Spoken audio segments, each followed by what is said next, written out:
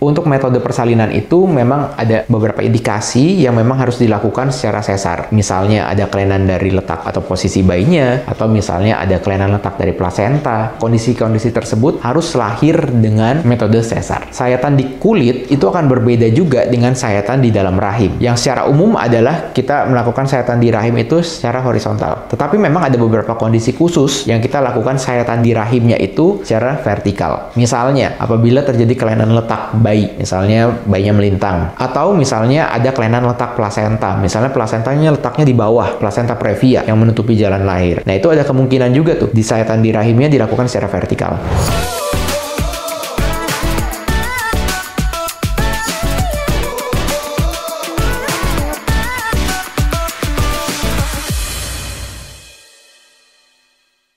Hai, kembali lagi di channel Dr. Kevin. Apa kabarnya semua? Semoga semua dalam keadaan yang sehat ya. Kali ini kita akan membahas satu topik, yaitu mengenai jenis sayatan operasi sesar. Ya, jadi ada yang nanya, "Dok, operasi sesar saya mendatar horizontal." Atau ada yang nanya, "Dok, kok di sayatan kulit saya kok vertikal ya?" Pengen tahu seperti apa, bedanya apa, keunggulannya apa, kenapa dilakukan seperti itu? Nah, ikutin terus ya. Tapi seperti biasa, sebelum saya lanjut, buat kalian yang baru pertama kali ketemu dengan channel ini, atau yang belum subscribe, ayo cepetan buruan subscribe. Cara gampang tinggal klik tombol subscribe di bawah sini yang tulisan subscribe. Jangan khawatir karena subscribe itu gratis. Dan juga jangan lupa untuk nyalakan loncengnya supaya setiap kali ada video baru, kalian langsung dapat notifikasinya.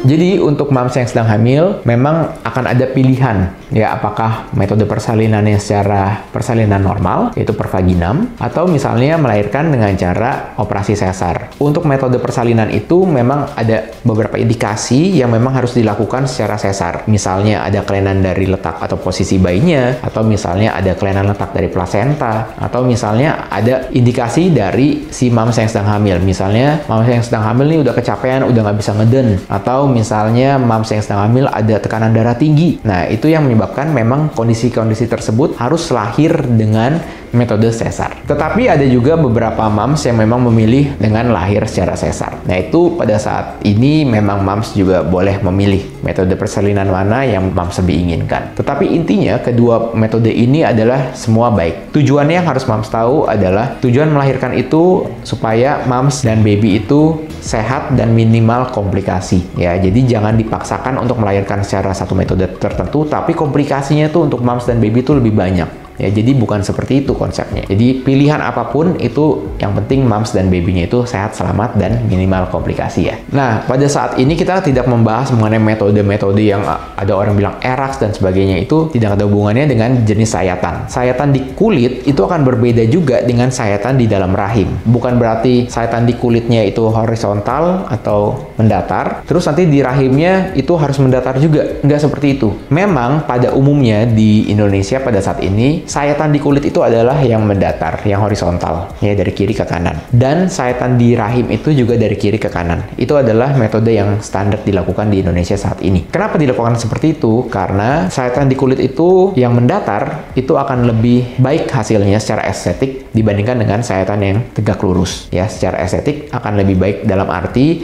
potensi timbulnya keloid atau misalnya jaringan yang berlebih ya pada saat penyembuhan luka itu akan lebih kecil kemungkinan terjadinya dibandingkan dengan sayatan yang vertikal. Yang lebih penting untuk moms tahu adalah sayatan di dalam rahimnya. Sayatan di dalam rahim ini akan lebih penting moms ketahui. Misalnya, yang secara umum adalah kita melakukan sayatan di rahim itu secara horizontal. Tetapi memang ada beberapa kondisi khusus yang kita lakukan sayatan di rahimnya itu secara vertikal. Misalnya, apabila terjadi kelainan letak bayi. Ya, misalnya bayinya melintang. Nah, itu ada potensi untuk dilakukan sayatan di rahimnya itu secara vertikal. Atau misalnya ada kelainan letak plasenta. Misalnya plasentanya letaknya di bawah, plasenta previa yang menutupi jalan lahir. Nah, itu ada kemungkinan juga tuh di sayatan di rahimnya dilakukan secara vertikal. Pada umumnya dokter akan menginfokan bahwa sayatan itu akan dilakukan secara vertikal. Nah, moms juga harus memperhatikan dan menanyakan ke dokter yang akan melakukan tindakan sebelum operasi. Karena pada saat dilakukan sayatan vertikal itu akan bisa mempengaruhi nih untuk kehamilan selanjutnya, karena pada sayatan vertikal di rahim ya, bukan di kulit ya,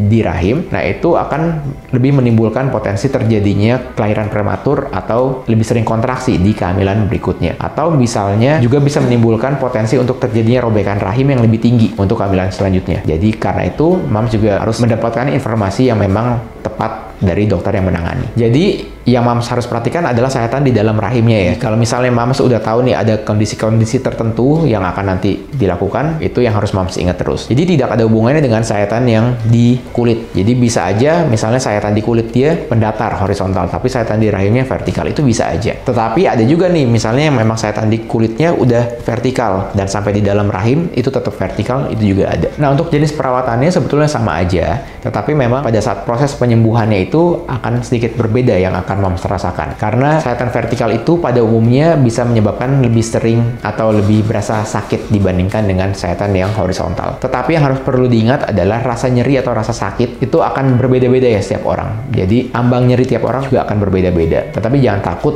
pada saat era modern sekarang ini banyak sekali obat-obatan yang bisa kita berikan atau yang bisa Mams konsumsi untuk mengurangi rasa nyeri tersebut. Oke, sekian dulu konten Dr. Kevin kali ini. Semoga video kali ini dapat bermanfaat. Dan jangan lupa untuk dukung terus channel ini dengan cara klik tombol like, comment, subscribe, serta share video ini ke semua sosial media kamu supaya video ini dapat tersebar luas dan bermanfaat. Saya Dr. Kevin, until tomorrow and stay healthy.